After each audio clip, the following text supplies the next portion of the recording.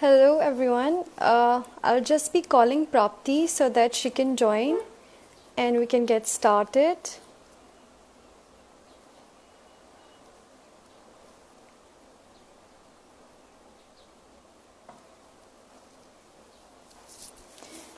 Today we'll be talking mostly about, the role of an educator, and we'll be talking directly to a person who's teaching, so she'll be better able to tell us how it's like.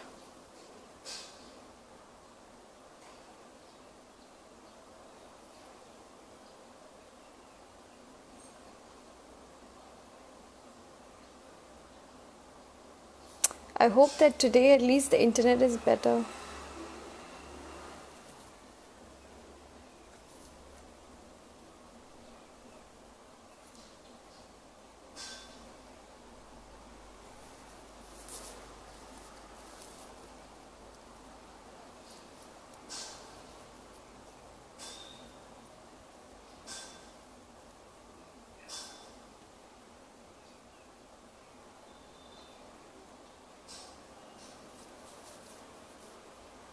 I hope you can hear me, or should I be louder?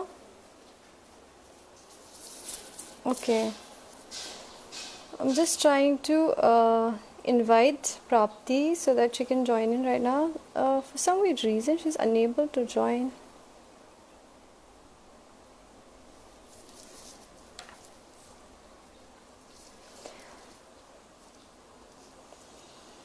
Um,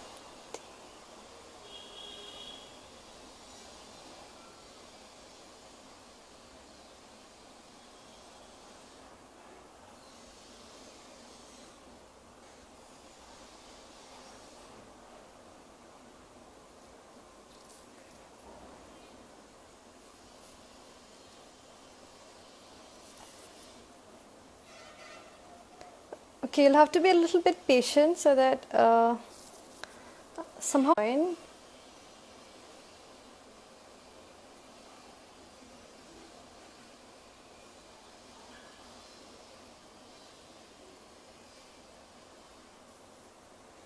Maybe there's a network problem on her side.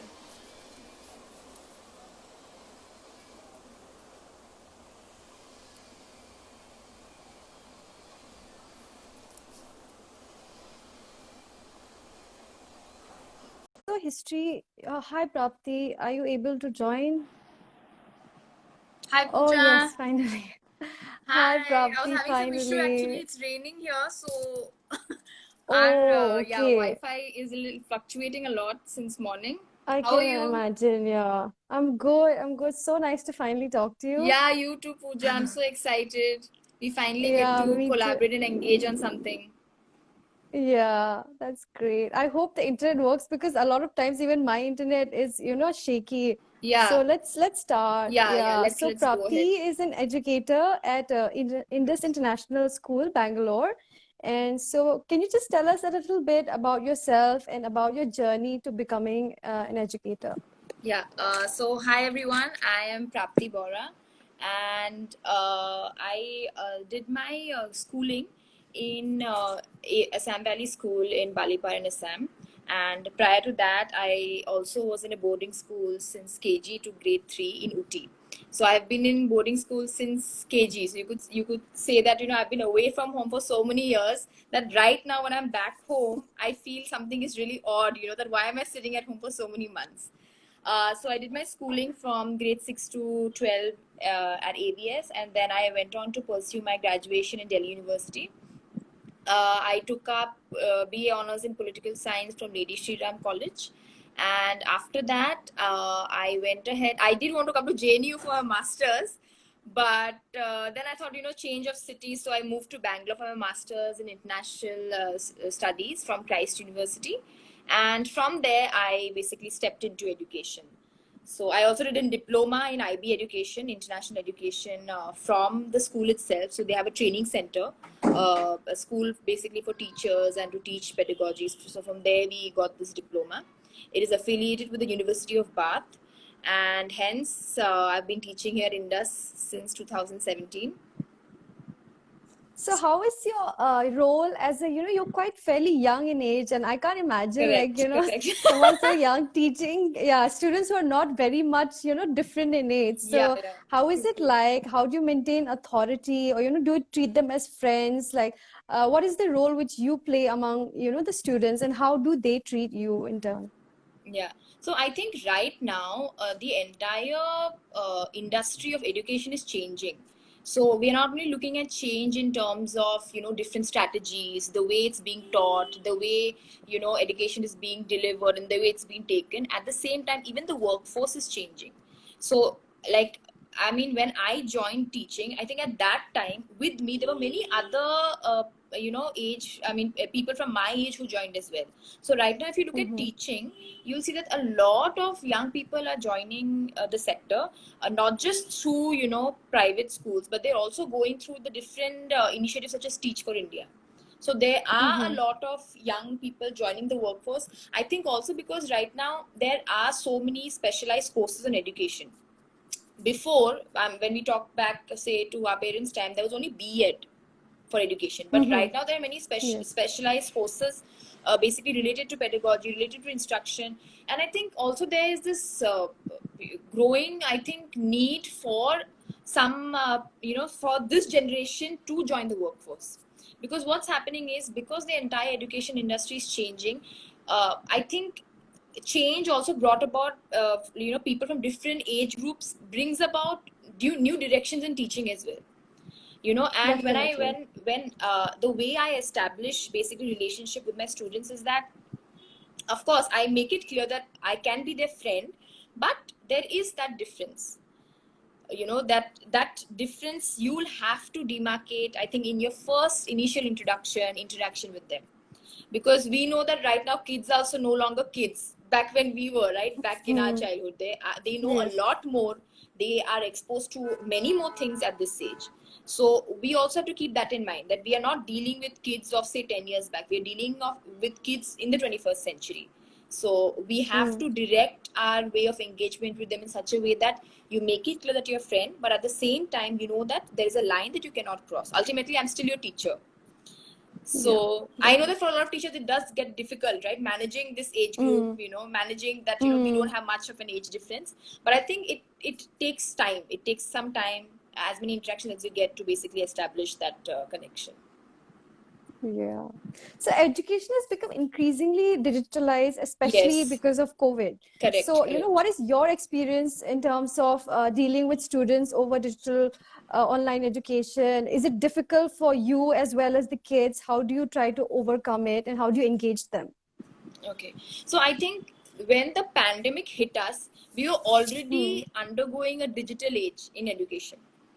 Hmm. So it's not like we have not been using digital tools, in teaching and in delivering content and concepts. So I think India was already in this phase of digitalizing education, I think, in the last couple of years. So when the pandemic hit us, of course it was a transition, from the old school to new schools. It is a Yeah. transition, the entire dynamic and the entire structure of teaching and learning.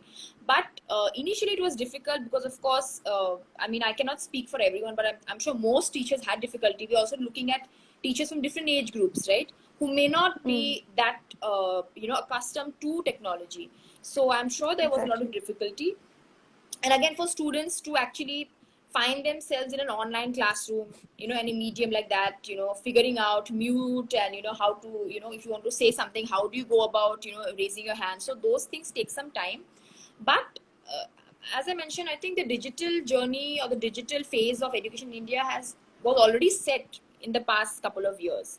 Because actually, if you look at in 2018 and 2019, you already had basically e-pathshalas coming in, right? That is from Hmm. NCERT. So government was already doing all these different initiatives at, like, local level, so that Hmm. at this digital age, when schools around the world are basically, everything is happening online right now, right? From self-paced learning to modules, MOOCs, where you don't have to basically be physically present, or even if, say, a student misses say several Hmm. classes for for any other reason, maybe participating in a national event or whatever, they always have something back.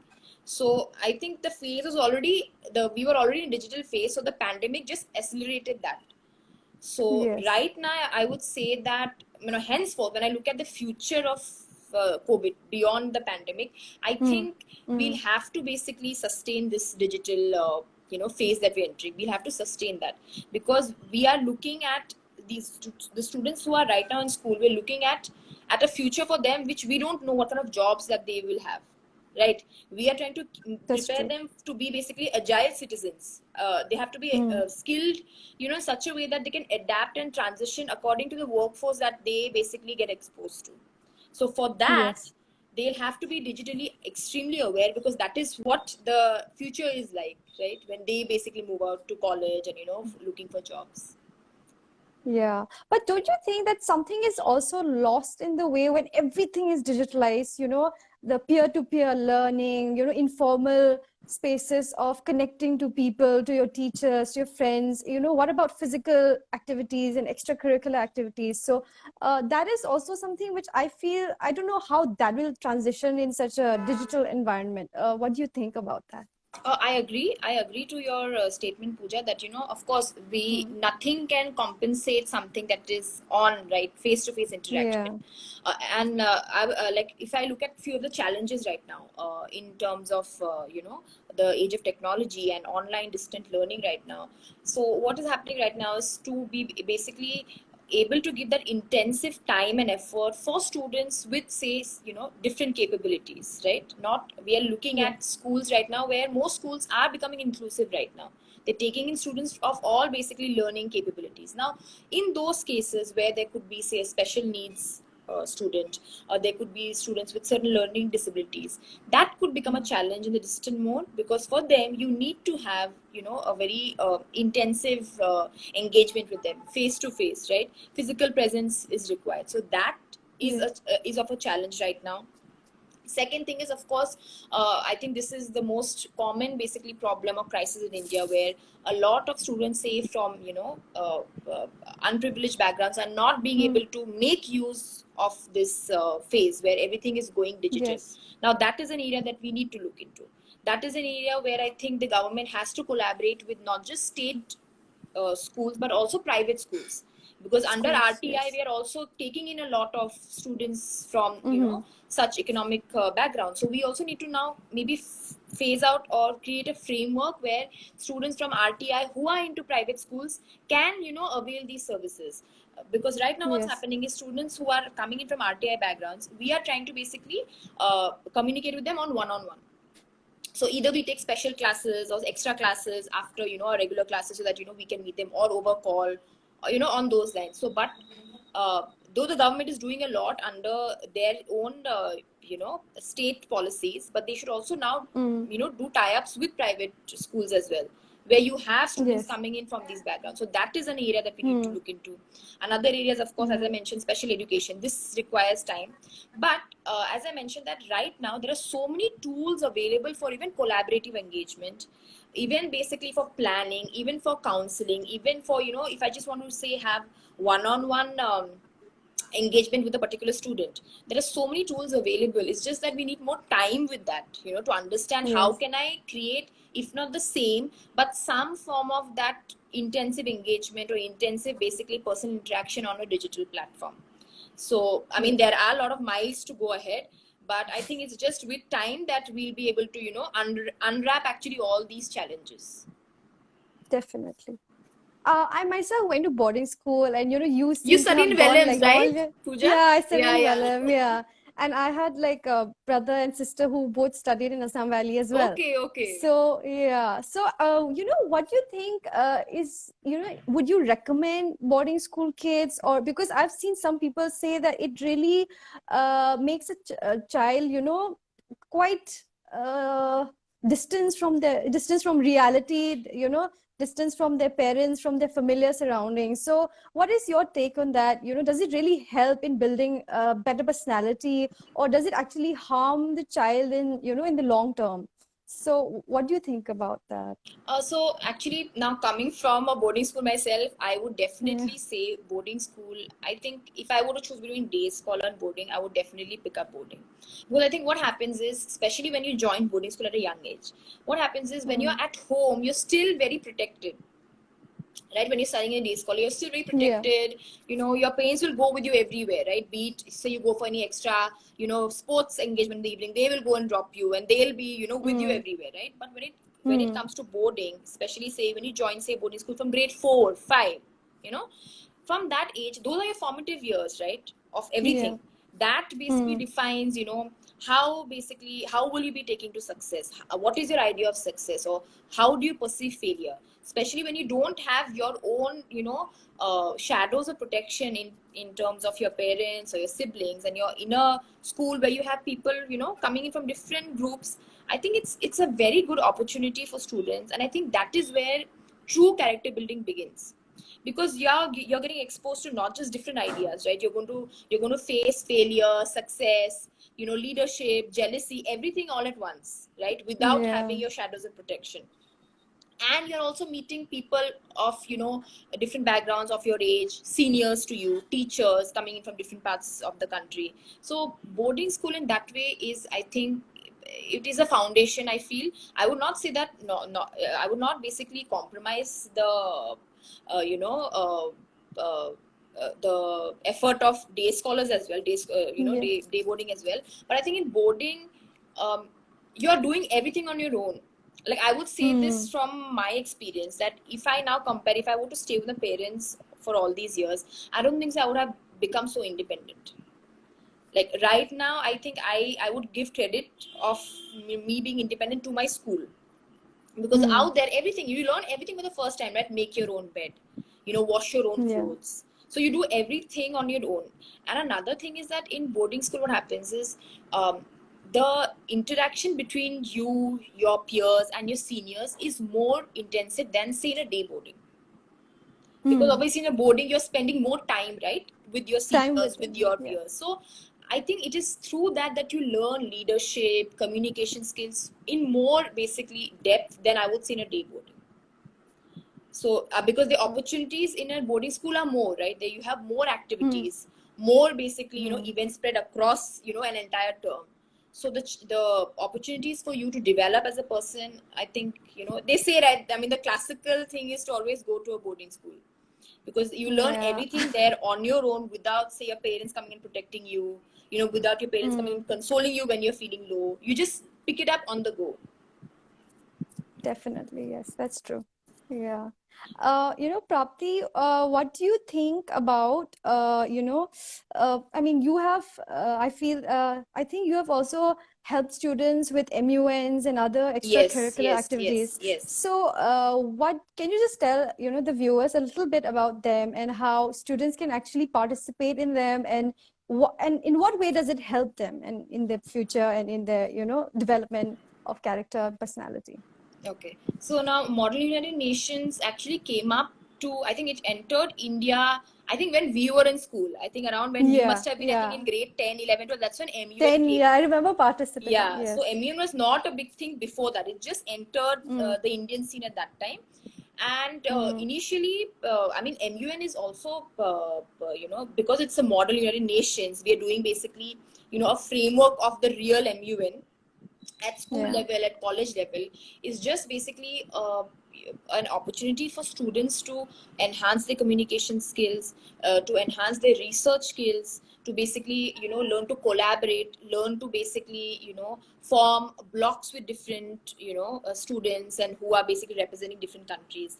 Now out here, there's also an element of responsibility, because in an MUN, we are simulating the actual the UN session.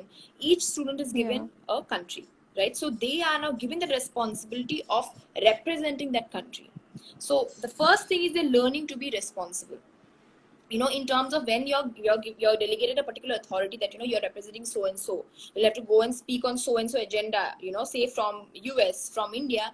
You're Hmm. already giving that child, that overwhelming feeling that, I need to now put up my best. right? So Yeah. through that journey of representing a particular country, they move on to basically enhancing their research skill, understanding international relations. For now, what's happening right now is, I think, especially when we were in school, I think we were not that aware with international events, news, how is everything impacted by diplomacy, right now your Mm. economics, politics, everything is impacted by how, what kind of relationship or strategic partnership the different nations have with one another, right? And Yeah. it's not just I'm not just talking about from the point of view of politics. Simple things like conflict resolution, I think that's a skill that 21st century, all everyone will require that as a skill. It's not just something that is Definitely. between states or in the realm of diplomacy, right? So Yeah, but conflict among resolution. people, yeah. Exactly. Conflict resolution is a skill that they learn through MUN.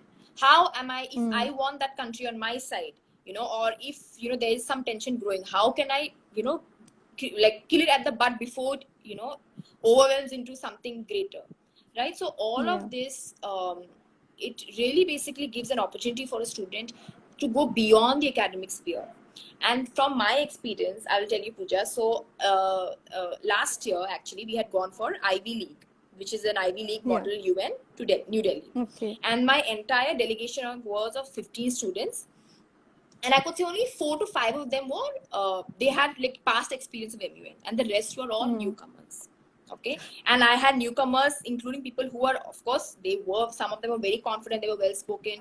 Some of them were they had very good research skills, but they were not that strong in communication skills. They would shy Mm. away from going and sharing that. They don't mind showing it to me, but the moment they have to speak about it, Okay. then they start, okay, no, miss, I'm not, I'm comfortable just showing it to you.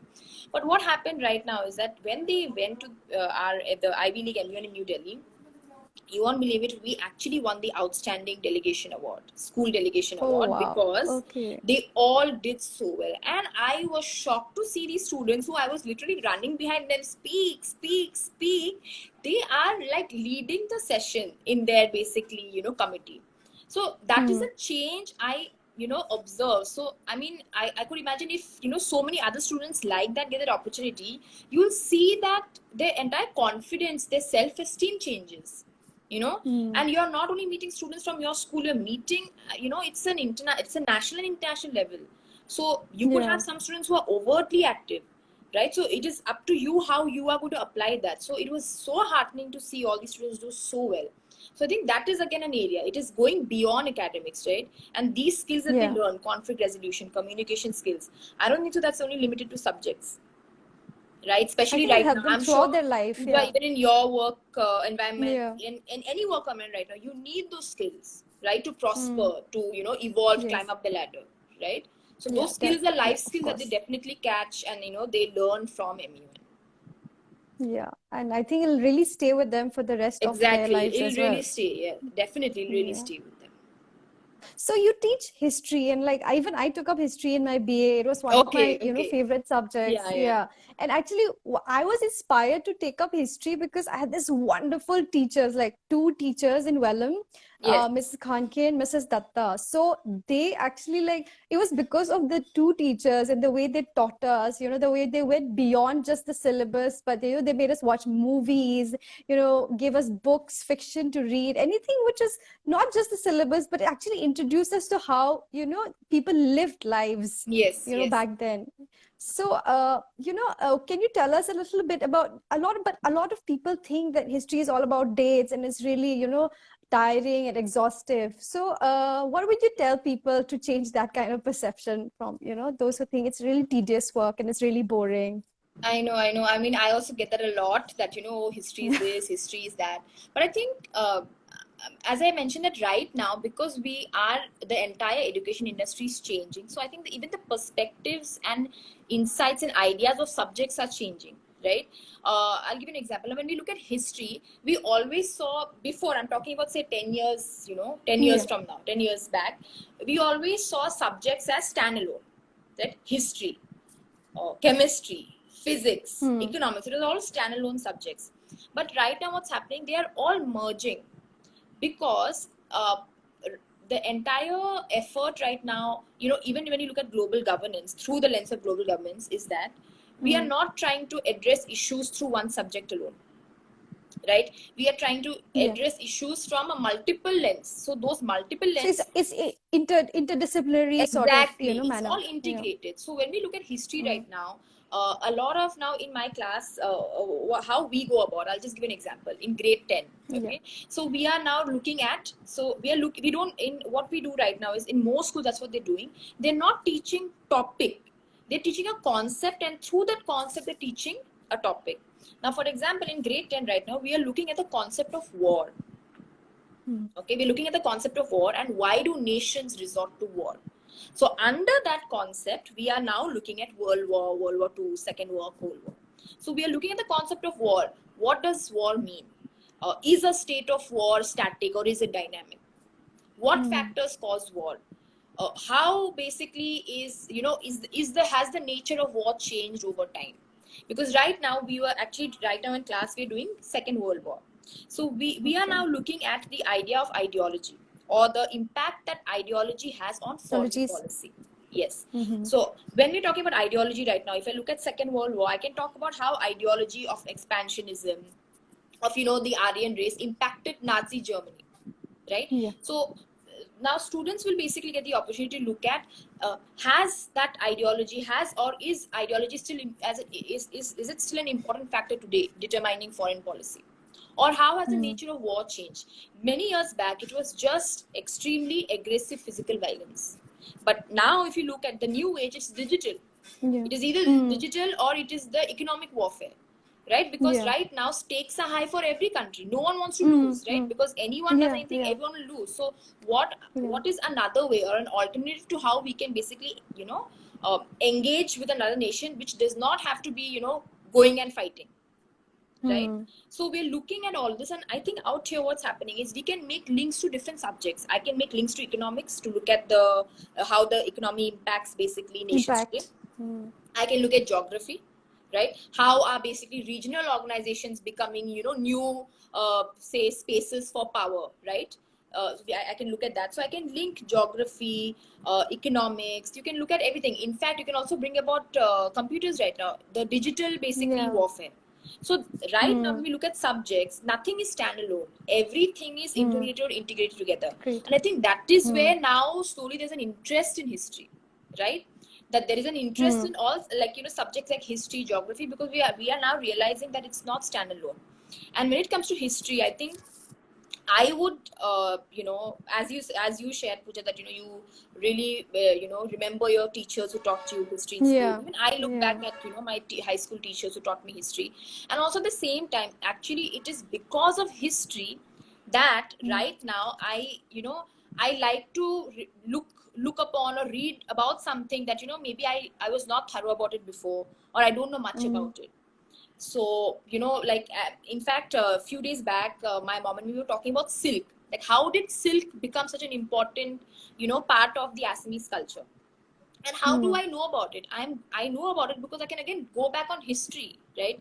The Yeah. legacy that these kingdoms left behind, or these kings left behind, that is that we are still using today. So when Mm. we look at history, I think you learn so much from it. You learn about your identity, you learn about your legacy, you learn about culture. It's about perspective. Another point of Mm. history is we always, when you can question so many things, right? How do you deconstruct facts? How do different opinions and perspectives emerge? It is because of history.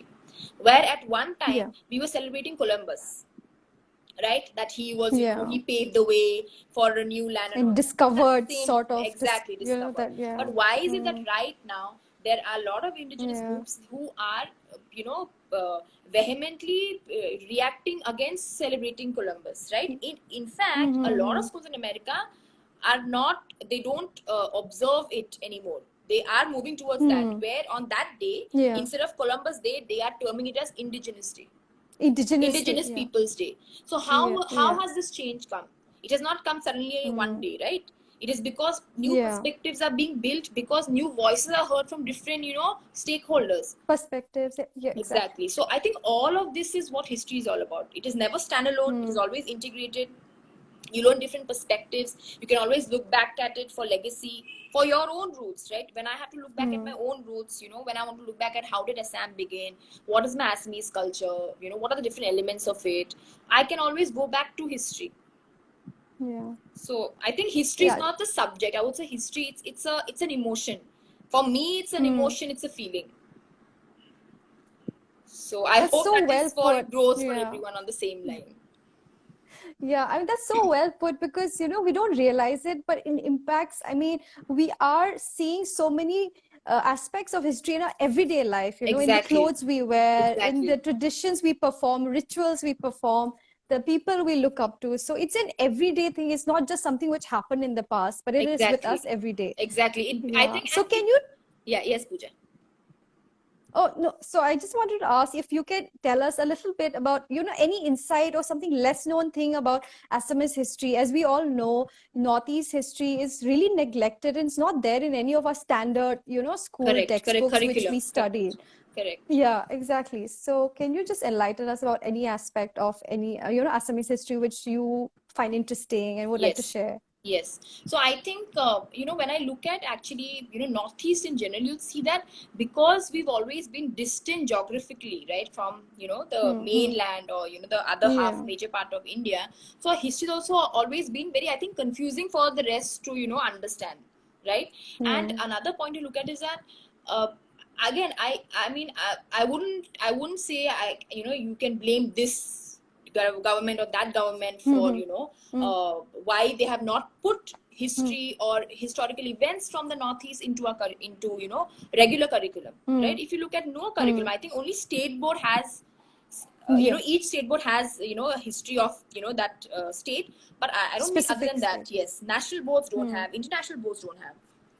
Now what has this led to? This has actually led to an alienation, right? Not just from other Indians, but we ourselves. Like if you look at our generation, I'm sure now the new Yeah. generation of, say, Manipuris, Assamese, they are not aware of what was Yeah. their own history Hmm. like from their own region, right? So Hmm. in fact, another point to note is that it is very difficult to actually, if you look also on the internet, if you go and you have to go and search on something, it is very difficult because there are very limited resources on looking at, say, history of the northeast. Very, very limited resources. It is not Yeah. something that I can find, I just I just search one way or two ways and I'll get it. It's so difficult to get information on that. Hmm. But I think what about Assamese history, I think one of the most prominent features of our history is, I think, the Ahom dynasty, which I think many people are aware of, Hmm. right?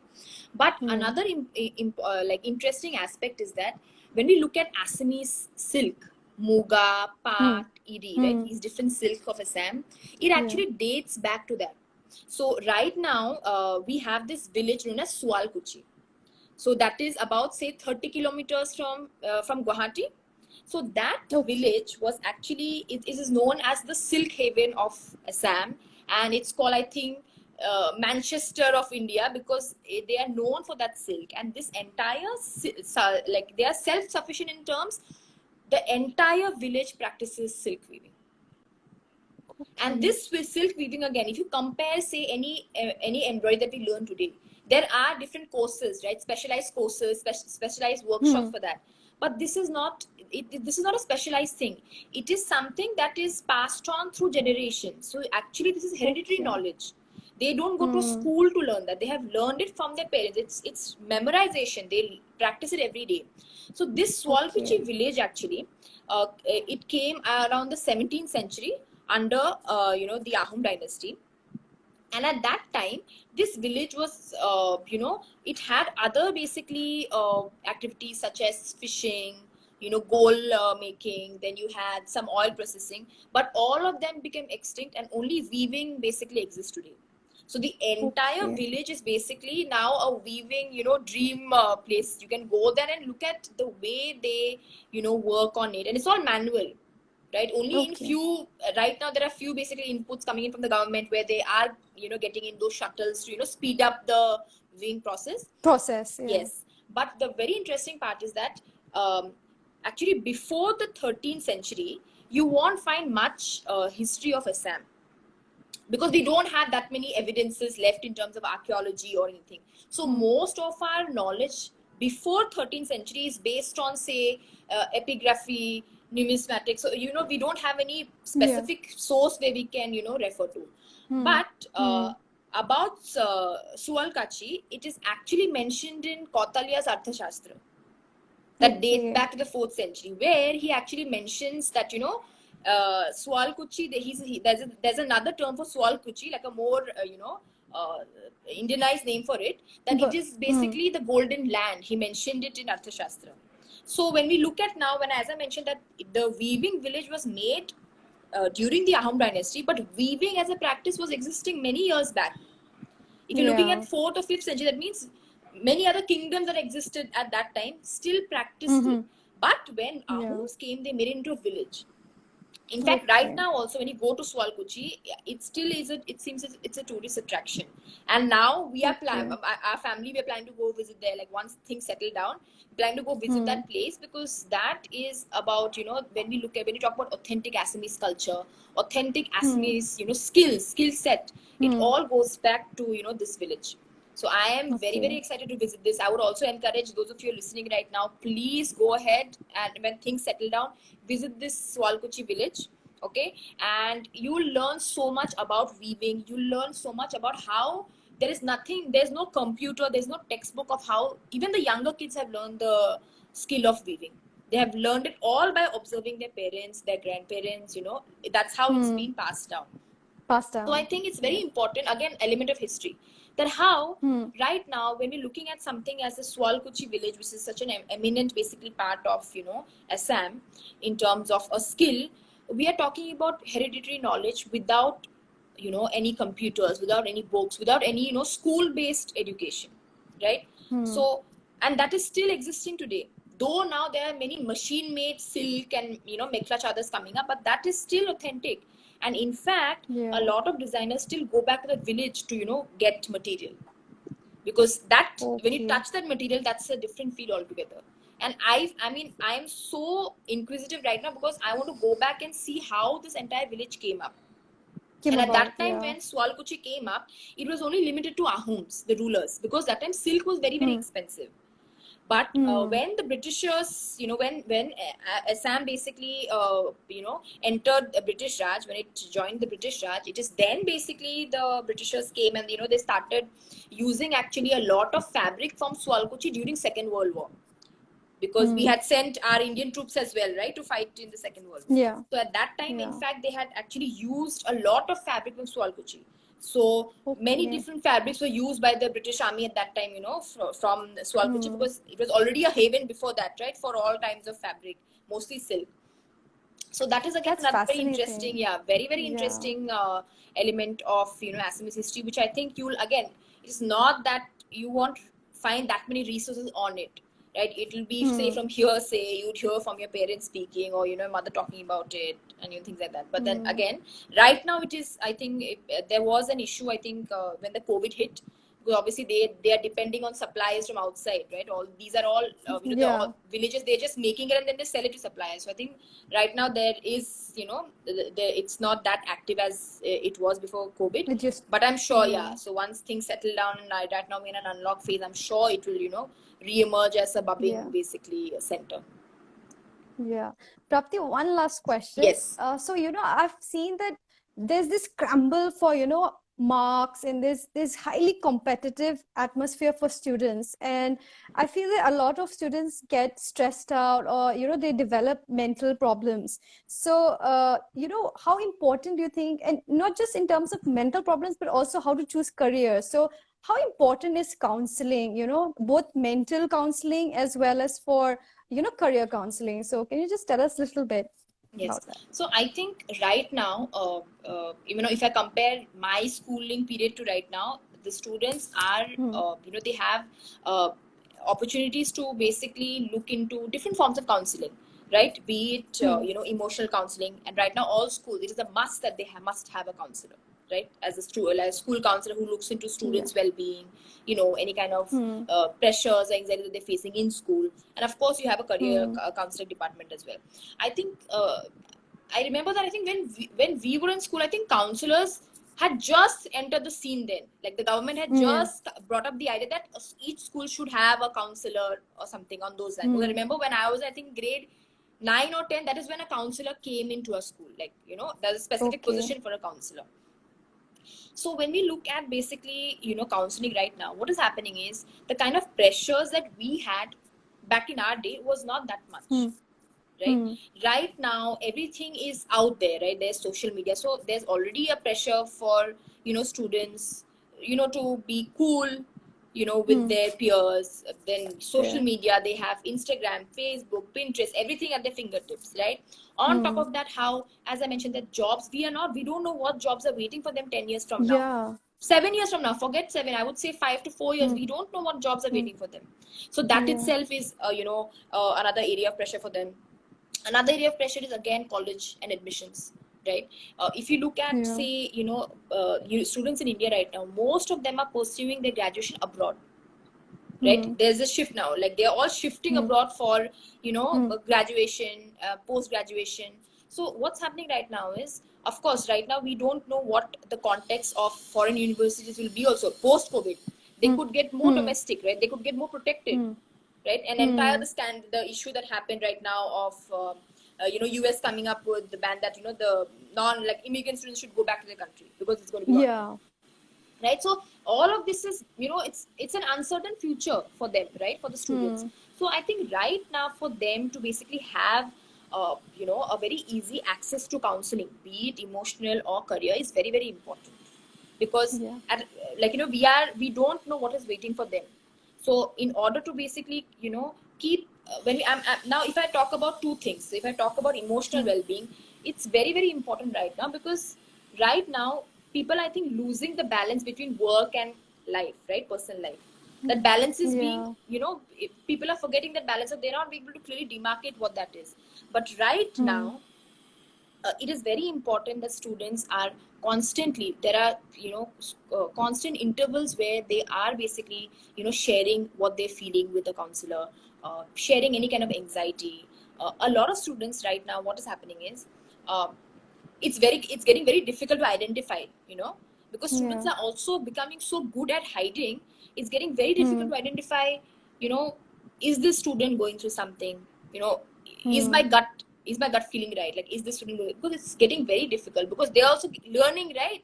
How can I hide Yeah. everything, how can I put out an act that everything is fine.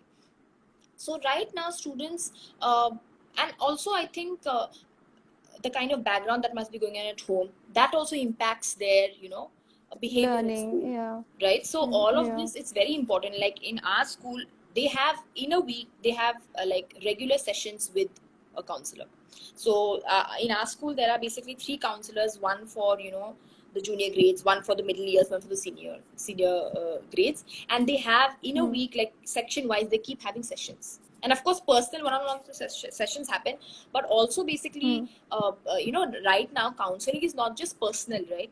Counseling also happens in groups, where you're trying to Groups. Yeah. basically, yeah, trying to basically get them abreast with that, the fact that there are different people in your class, right? People coming from different backgrounds, right? Even gender, Hmm. how, what kind of basically relationship exists between two sexes, right? Male and female, Yes. making them Yeah. comfortable. In the junior grades, Hmm. boys are one side, girls are one side, they will not sit together. Yeah. So even that is important, right? Because we're Hmm. preparing them for a future where they'll be working together, right? And right now it's not that Yeah. girls are not going to get educated, girls are Hmm. as equal with boys right now. So that is Hmm. an area, again, group counseling, personal counseling. So all of this is important to make sure that they're emotionally, they're safe and sound. At the same time, when we're talking about career counseling also is very, very important. Because right now there's an entire elaborate framework for your letter of recommendation, your Hmm. statement of purpose, right? Your, what kind of basically portfolio you should make. Like when we look back at our time, it wasn't that structured. Right now Yeah. admissions into colleges are very, very structured. Your letter of recommendation has to be in this format. So that is not just for the students, right? Even Okay. the teachers need to be Hmm. skilled in that. How do I write a LOR, say, for a grade 12 Hmm. student, say, seeking admission in Yale University, seeking Hmm. admission, say, in King's College. So all of that is, Hmm. it's getting very structured. So for that we need specialized knowledge. Specialized counseling is required for students of all age right now. And Hmm. before, we used to always look at counseling as grade 11, 12, right? Counseling will happen in Yeah. grade 11, 12 for like career counseling, because that's, they're going to go to college after that. No, but right now if you look at career counseling, actually in a lot of schools, they start basically giving an introduction in grade 8. so that from Okay. grade 9 to 12 they are already building their portfolio. So because right now colleges are not looking at just your final year, they're looking at your middle years Yeah, yeah. also. What did you do in your middle years? So all of that requires specialized attention, right? So this is where career counseling gets very, very important right now, and I wish we had the same when we were back in school. Yeah, I know. Yeah. We had like such a different time. It was Yeah, and much I think easier. We didn't it have to was worry not about that it. structured. It was very loose Yeah. framework. We didn't have that you had to do this, but right now colleges are demanding that. So, Okay. it is getting, it's a competition again, whose portfolio will be better, Yeah. which portfolio has more meat than, someone else. So, yeah. Yeah. I can. Thank you so much, Prapti, for joining me today. And I feel like I have learned so much more. I feel like I want to learn history all over again in the way you are telling me because we didn't learn it that way. And I Yeah, think that'll be so exactly. interesting. I keep kidding Yeah, with but my thank you so students, much. Pooja. In my class, Yeah. I keep kidding with my students that I hope I had a history teacher like me that I'm teaching you. Myself. I can I can imagine imagine. I'm doing this. I wish I learned it this way. But thank you so much, Yeah. Pooja. It was lovely, It having was this lovely, conversation with seriously. you. And I hope all of Hmm. you enjoyed, those of you who've joined us. And Hmm. I'm Pooja. You're doing a fab job, okay, as an IAS officer there. I mean, I keep sharing about you to everyone that I can get a chance of. She's doing amazing work. You're doing amazing work, and I love to see how you're engaging the youth and people of your community into your work. It's lovely to see that. Yeah. Thank you so much, Prapti. And Yeah. thank you. And best Thank of you. luck, with your Yeah, you students. too, And Pooja, for yeah, all your work and endeavors yeah. in the future. Thank you. Bye-bye. Bye. Bye. Bye. Bye-bye.